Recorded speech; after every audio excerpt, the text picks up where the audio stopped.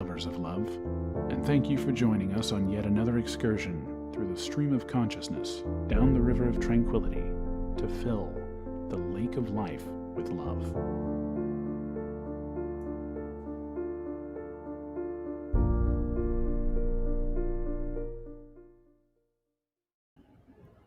Dan, thank you for joining us tonight. And we hope the microphone is actually working because guess what? Who didn't do a sound check tonight? Uh-oh. And we may or may not, it looks to have cleared up, so who knows, be a little green today. I don't know. I was having trouble getting it dialed in, but it looks actually pretty good at the moment, doesn't it? Yeah, we look good. Okay, that's interesting. I've been just fighting with that for the last 20 minutes, and now all of a sudden it looks fine. So anyway, that's an interesting development there, I suppose, is one way to put it. Let me get this. See, like I said, I've been fighting with lighting and stuff all afternoon, and so we're not quite dialed in with the new studio and the new service, and I'm just going to have to redo this green screens now that I know how it works. But anyway, that's not what's on tap tonight. What's on tap tonight is Saturday Night Questions. We have to come up with a new name for that. But anyway, it's Saturday night, and so tonight's the night we answer questions. So if you would like to send us a question, you can always go to latenightLove.us, click the contact button, and send us a comment that way. You can send us a love letter at love.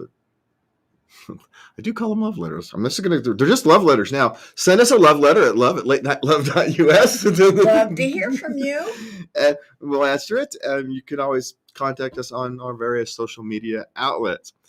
And it's a pretty much a family night, but the first two questions aren't connected to family. So we're going to hit the first two questions first, and then we'll kind of dive in and talk about family. But, speaking of family, our small little pet.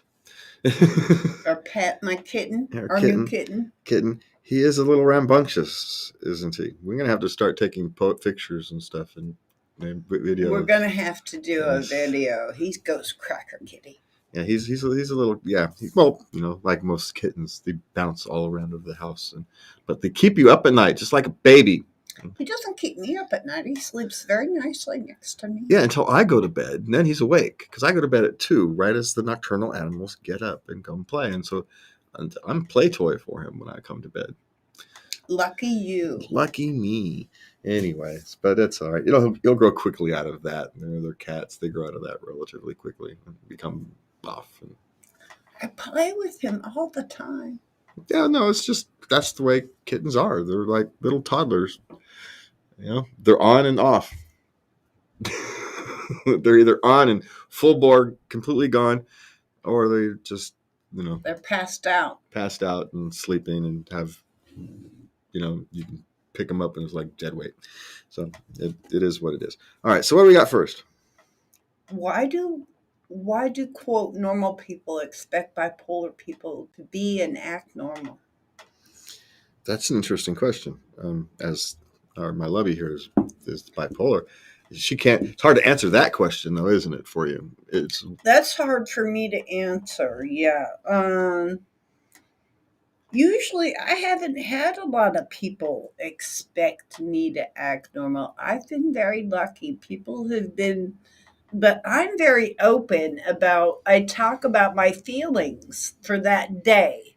I try not to overburden people. I don't go and tell my whole life history. But like when I was going to the zoo today, we were going to the store with my middle daughter, and I said, I'm feeling a little fragile today. Can we take this slow? And we did. So it just doesn't seem to be a big deal. Well, I think part of that is most people think you're normal. And most people probably don't understand what bipolar is. So once someone understands what it is, and it's just this massive kind of mood swings, and once you're in kind of control of it and you understand it, you're bipolar, it makes it your expectations. Other people know what to expect from you. You've kind of been able to communicate those needs back and forth, and so in a caring, loving relationship of any kind, daughter, spouse, friend, it's a different relationship than the person you pass off in the grocery store, or maybe your coworker. Now, maybe your coworker should be more compassionate, empathetic, but sometimes it's hard for coworkers and bosses. and whatnot to do that. Yes, I've had some intolerant bosses. And so there is that side of the equation that we always have to consider.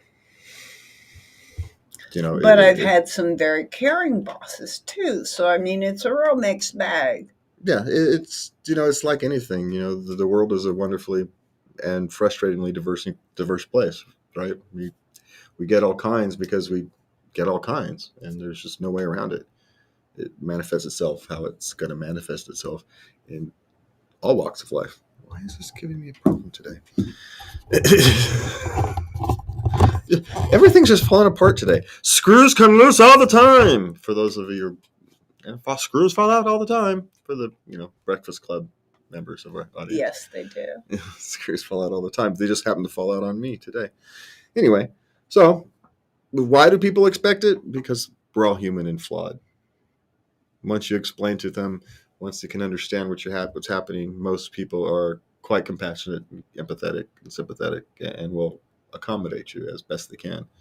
And some won't. It's just the way the world is. Yeah. But for me, I think more about the ones that do than about the ones that don't. Yeah, the ones that stick out are the ones that are compassionate. Yeah. Well, because, why worry about the ones that don't when you have ones that do? Focus on those. Those are the people who you want to spend time with anyway. Okay. So what's next? A lot of my employees are resigning. Is it legal for me to put an employment bond to my existing and new employees so that it will be too difficult for them to resign? Dude, why don't you figure out why your people are leaving? Yeah, I mean, instead of trying to figure out ways to force them to stay, which no, you can't do. I mean, there are theoretically things you can put into an employment contract that make it difficult for people to leave. People actually do it all the time. Retirement, healthcare, all these kind of benefits. They're actually chains. Right? They're chains to keep you chained to a job. They make it hard for you to move. And so you can actually do lots of things that make it difficult for people to move. But the question is, if you are having a lot of people resigning, something is wrong. There's something fundamentally wrong in what you are doing, what your business is, your business practices, your ethics, your behavior, your humanity. Maybe you should go to some leadership classes.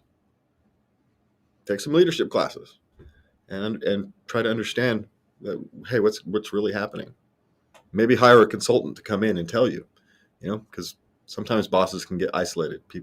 You surround yourself with people who are yes men and won't tell you what's the truth.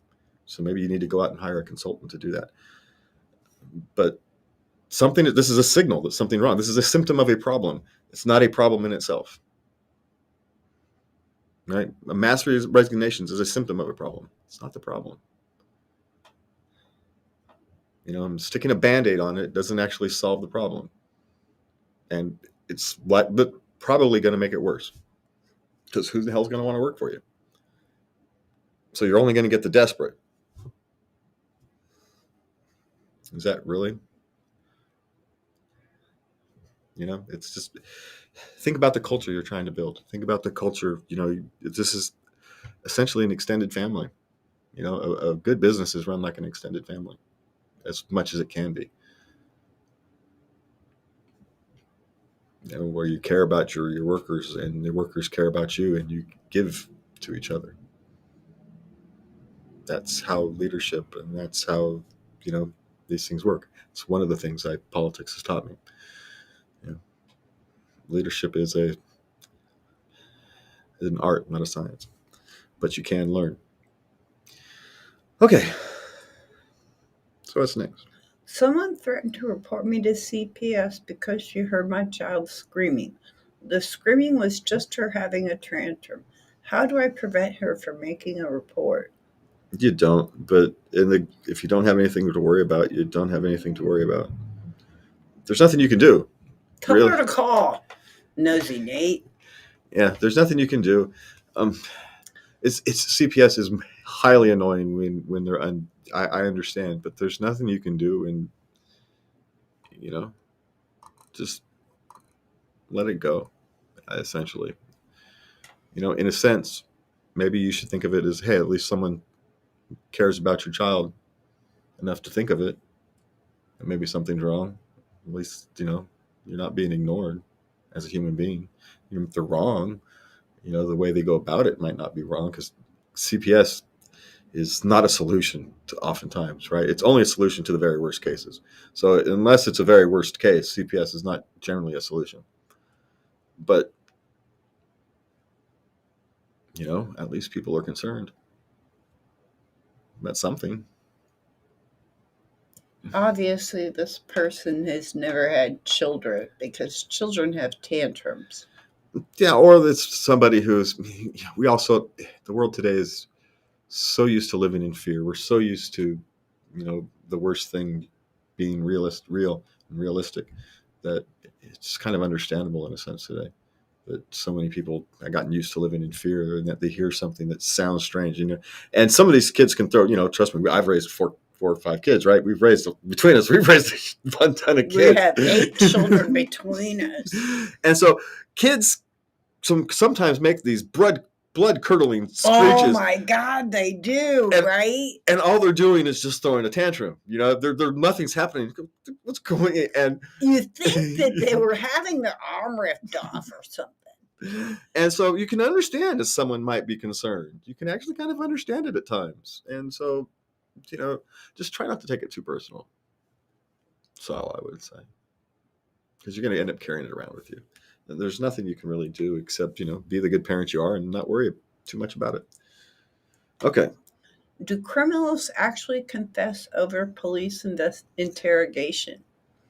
Well, they must, because they put a lot of effort into it. Well, I'm going to slide into my political side just for a second. Not only do criminals confess under investigation, innocent people confess under investigations. It just happens all the time. Innocent people confess, and a lot of times, they're not maybe the swiftest people on the planet, and you get stuck in an interrogation with police for hours on end. They don't think that they can say, I'm not going to talk, and get me my lawyer. And so they get convinced that, well, maybe I am guilty, or, well, if I don't plead to this less crime, then they're going to convict me of this bigger crime, so I'm going to plead guilty to these things happen all the time. And so, yes, criminals do oftentimes to shorten the sentence, right? If they admit to the crime, they get a lighter sentence, say a smoother trip through the system, shall we say, than for those who fight it. They just do. And so for that reason, people, especially poor people who live in the ghettos and who don't have resources to fall back on, will take a conviction and a 3-month sentence rather than for a lesser crime than a possible, long-term sentence for a crime they didn't commit. They just and they do all the time.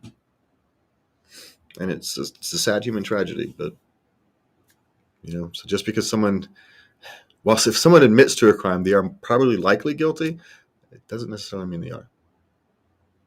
And they do, and, innocent people admit to crimes they didn't commit, sadly, all the time. So it's not just criminals that will. I'm not saying you shouldn't have interrogations. It's not what I'm saying. I'm just saying we need to be more careful about how we go about that process. And that's off of my politicals for the day. All right, what's next? It's as political as I get here. So if you happen to want, you guys can search me and you can find my political leanings in other places if you want. But that's as close as I'm going to get to there. Okay, let's move on. Okay, here's one for you. My 11-year-old son is getting interested in playing video games, but I don't want to introduce him to it yet. What is a safe age to let him start playing?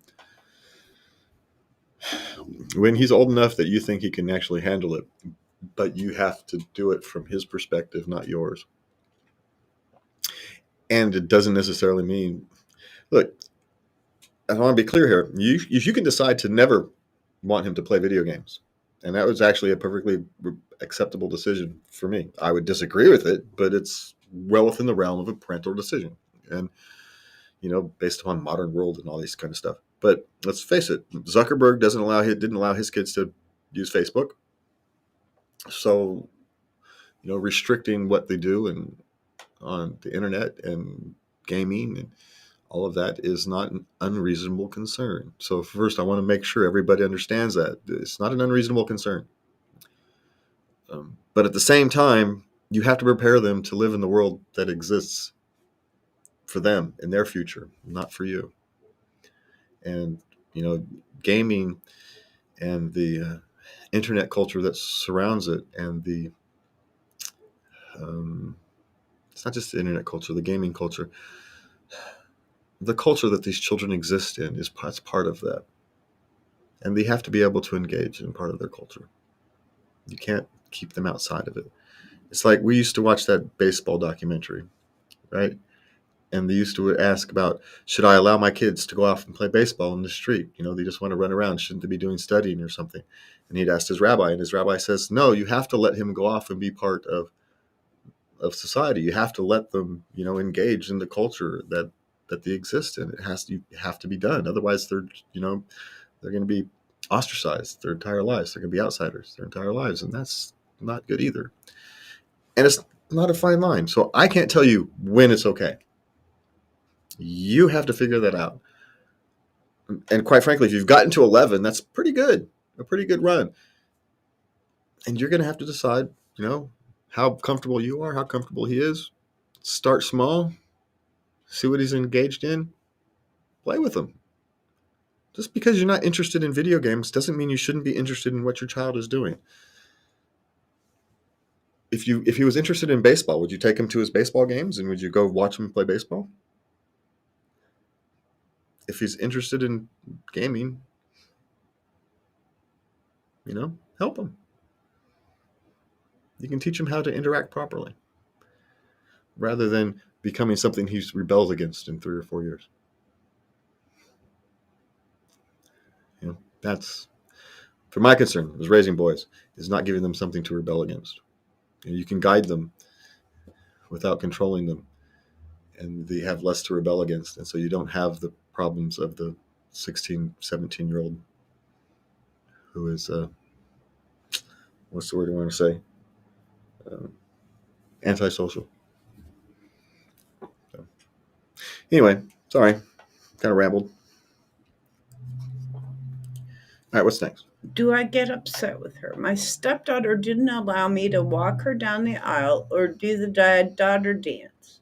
I am jealous when she danced with her dad and sat next to him in the dinner table.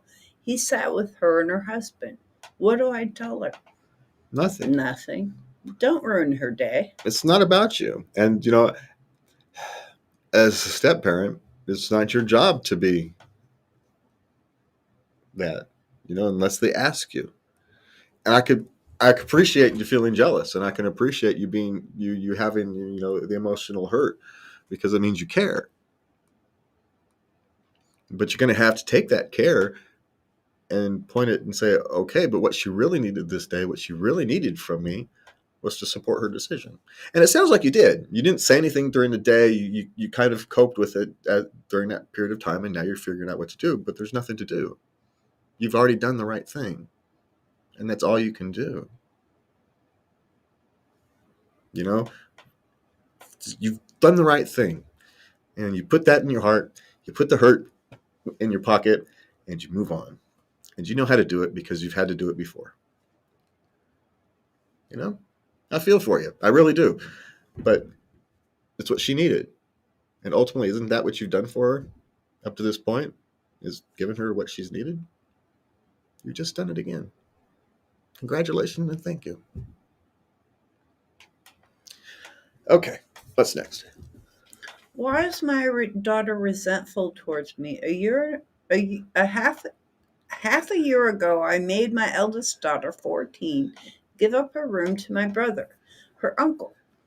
She's had to sleep on the couch in her sister's room since. She just got her room back, but she still seems upset. Well, because she's 14 and she's going to be upset. She'll get over it. This is one of those things that just time. is gonna. 14. I really wanted my privacy. Yeah, and then she lost it. She had it and she lost it. So it felt like something was taken from her, and in a sense it was. But sometimes you have to sacrifice for family, right? We all have to do it, and so she'll get over it. There's nothing you can do. I mean, you can try to do some things to make it right. Say, hey, look, I know the last few months have been difficult for you, and take her on a shopping day or to paint her bedroom. Let her pick the color out for her bedroom. Paint something. Her bedroom. Yeah. Give her some kind of reward for sticking through the last few months. Show her a signal of appreciation that despite her unhappiness, she managed to get through it. Now that you guys are through it, you can kind of start to, pull through. But even if you don't, she'll eventually get over it. She's 14, or she'll completely rebel against it. But my guess is she'll get over it. Didn't sound like a rebellious person because she already would rebel. She's just upset. And as at 14, you're an emotional basket case. So, of course, she's upset. It's perfectly reasonable for her to be upset. Sometimes there's nothing to do about being upset. You just have to be upset. And life goes on and you get over it. But you can, show her your appreciation for, getting through the last few months that have been difficult. It's kind of where I would start. Okay. Is it wrong to not attend your ex-partner's children's father's funeral? I have no respect for him. He was a liar, cheat, and a thief. And honestly, I think it would ruin my reputation to stand there like a hypocrite pretending to have respect for him. Dude, I have no plans on attending. Well, it was actually a woman who sent this. I do happen to know. It's the only part of this. If you don't want to go to a funeral, you just don't go to a funeral. That's perfectly acceptable. It really is. It's your choice. It's you your don't choice. have to. Yeah. But at the same time, no one's going to call you a hypocrite because you went to someone's funeral to support their child. No, as an emotional support. No one's going to call you a hypocrite for that, because you weren't there to show him respect. You were there showing support for for other people, and so no one's going to do that. No one cares about whose funeral you attended, and so there's not that. But no, unless your child, right? Was child? Yeah. Yes. Unless children's father. Yeah. Yeah. So unless your child needs you there for some reason. Maybe they need the emotional support. Maybe they need your emotional support. Then there's no reason for you to have to go. And you shouldn't feel guilty about not going. But if one of your child needs you there, then it's a different story. But and don't worry about being labeled a hypocrite, because what you're there for is your child, not for the person, not for the funeral. So, depending upon the exact circumstances, you're going to have to make a choice. And either choice is fine. But I could totally relate. Oh, yeah. No one would think twice about you not attending. Sounds like you had a hard time. I don't think no one would think twice about either way. Tell you the truth, right? Either way, no one's going to think twice. Yeah. So just do what your children need. And if your children don't need you there, then do what you need. If your children need you there, then you do what you've done for your whole entire life, and you step up for your children.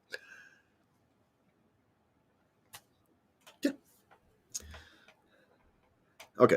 How should a dad calmly react to his teenage daughter, ages 12 and 13, when she rudely tells both him and her mother to talk to the hand because she got grounded for talking back to them? I would take her phone until she changes her attitude. Well, for me, that never would have ended up happening, because one, I would have just laughed my ass off, and which would have destroyed anything, because it's just been funny as hell. I would have just found it amusing. But you think that something like that is going to have any impact on me at all? I don't take that kind of stuff personally. I don't take talking back personally. It's just them expressing themselves, and because they're children, they don't know how to do it appropriately yet, and so I don't really judge them for it. So the talking back thing doesn't actually bother me, which means it didn't happen very often, because the only reason they do it is because it bothers you. And so if you don't set up the conditions for it to bother you, then they have no power over you. And so if they go talk to the hand, it's just a funny ass thing. It's the funniest thing. It's, it's hilarious. It's not a power move. It's not a move to insult me or anything. It's just stupid and hilarious. So, so I don't know. Once you've gotten to that point, though, you're going to have to decide how actually important the things like back talking actually are from a teenager. Do you actually want them to do you want to raise people who are just blindly accept what they're told? Or do you want to raise children who will question authority? You're the authority. If they're not willing to question you, they're never going to be willing to question the society. You have to make a choice. What do you want? Who do you want to raise? Do you want the easy route where they always do what you tell them, or do you want the difficult route where you guide them? I don't know. I'm not saying one way is right or the other, because raising children is difficult and who knows how it ends up. So I'm just saying there's more than one way to look at this. Okay. Well, yeah, that's why we both come on here, because we have differing opinions, and it's interesting. Yeah, because we would have had. That's why we didn't raise children together. That's why we came together afterward. It would have been, but a child would have been beautiful. Maybe, but we would have been arguing with each other all the time. So, all right. So what do you got? My mom and dad are not together. My dad pays child support. The only thing my mom does with the child support is using it for herself and for only bills, and never does anything for me. Is she in the wrong? Well, one, when you say only using it for herself, one, she pays bills and rent, and that's pretty much going to take up the whole child support. Clothing, food. Yeah. What you're not counting on is you want extra stuff. And you think that child support is for stuff other than the normal routine stuff. And no, child support is by definition for the normal routine stuff. It's what it's for. By definition. And so you don't get anything extra from child support. You don't get bonuses from child support. You get your roof over your head, food in your stomach, and your electricity paid. That's what it's there for. And if you're lucky, you get some left over for your education. The question is, why are you expecting so much?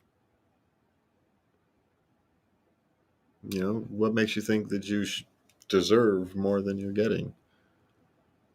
Look around you. Maybe your mother's struggling. How much money does your mother have at the end of the month? Is she still living paycheck to paycheck after the child support? Or is she sitting on the couch eating bonbons? I somehow doubt it. She's sitting on the couch eating bonbons. She's probably out there working, getting you to school, making sure all your daily routine stuff is taken care of. Show her some respect. Okay.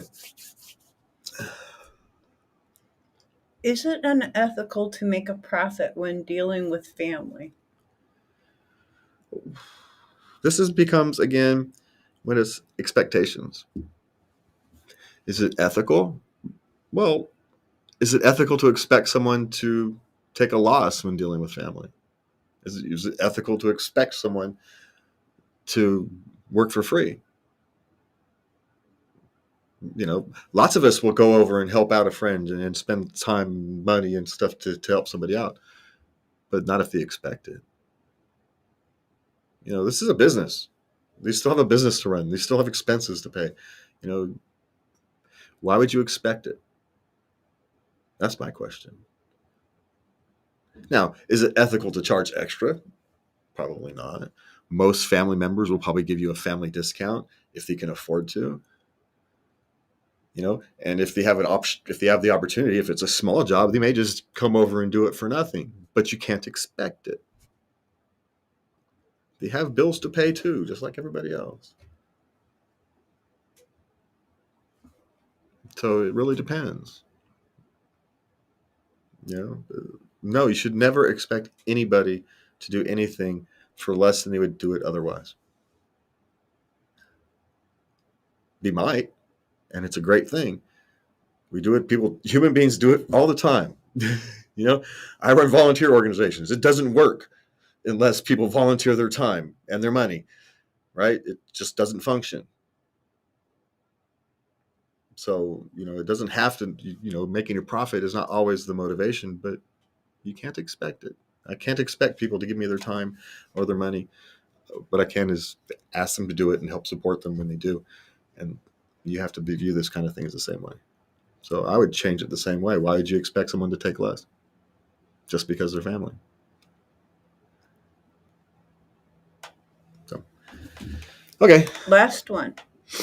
My dad keeps getting frustrated at me for my grades. I can't try any harder than I'm already trying because of mental health, which he knows about. What do I do? This is a difficult one because I feel you. I spend, you always said, well, if you just applied yourself, right? And that's what they said. I heard that all my life. If you just applied yourself, I can't apply myself any more than I'm applying myself. I don't know what you guys want from me. Your educational environment doesn't work for me, right? Of course, in the 70s, we didn't know that, but we know that now. And so the thing is, you have to find, or you have to convince your father to find you an educational environment that works for you if he wants you to have good grades. But there's also another thing that you need to discuss with your father. Good grades and having an education are not the same thing. Grades aren't necessarily a reflection of what you've learned. They're a reflection of you can pass a test or you can turn in your homework on time. So it's not the same thing. So if you're learning something, and this is how I dealt with my children through school. So it's just for me, is as long as they were learning, I didn't care what their grades were. Because for me, it was the education that was important. Because once no one asks you what your grade point average was in high school. No one cares. Never been asked for business or anything. Getting into college, yes, okay. But nowadays with community college, online schools, and colleges don't even use like the SATs, and none of that stuff is as relevant as it used to be. Precisely because we now know that the grades aren't actually a judge of what people know.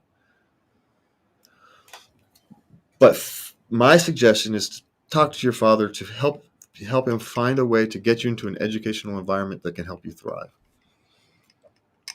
Because if you want good grades, the environment has to suit you. And that's the argument that's the discussion argument you're going to have with your dad. So look, I know you want me to get good grades, but I can't in that environment. We know this. History has proven it. So can we find me a smaller school? Find me a hybrid school, whatever it is, whatever suits your needs. That's where you're going to have to focus. Because what your father wants is you to be educated. That's what he wants. And all he knows, because it's all he's been taught, is that the grades are a sign of what you've been educated. And so if he wants those good grades, then he has to put you in an environment where you can get those good grades. And you can't do that in the environment you're in, clearly. And it's not your effort, it's not your intelligence, it's the environment. It just is. And a lot of us with mental issues understand this. And we want to thank you for joining us. You can always send us a love letter at love@latenightLove.us. They're love letters now. Sorry, folks. They're just love letters because I call them that anyway. You can visit there goes my chair. love@latenightLove.us. Click the contact button. Send us your questions, your comments. We will answer them on the air. You can find us on all your various social media outlets. And who knows? Go to our Facebook page and whatnot, and you'll soon see the videos and pictures of our crackhead cat. Because he really is. He runs around like I got to stop doing that, though. I've got to change the nickname I call him in my head, because otherwise he's going to end up being that for the rest of his life, and that is just too rude. No crackhead. Yeah, no, I've got to think of a different solution. Anyway, we are out of here as soon as I can find. Oh, there it is. As soon as I can find the button that says end session. Thank you for me and Lubby. Thank you for joining us, and we will. Oh, God darn it! Come on. The studio is reconfigured, and I have trouble finding it. Yeah, she's sitting there waving goodbye for a really long. It's the really longest goodbye of all time. Goodbye, good night, and please remember to love everybody. Good night.